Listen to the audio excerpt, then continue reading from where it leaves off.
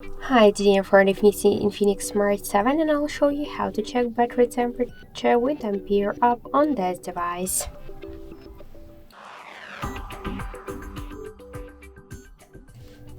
So first we should open the Play Store application and in the search pool we should enter the Ampere.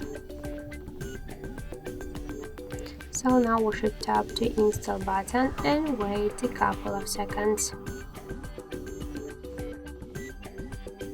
After that, just tap to open the app, click to yes, agree, click close, and tap to OK on the left down corner. And now we can see information about battery temperature. In my case, that's 33.1 degrees. And also we got here more information like the battery capacity, voltage, and more other info. So that's it. Thank you for watching, and if you like this video, leave thumbs up and subscribe.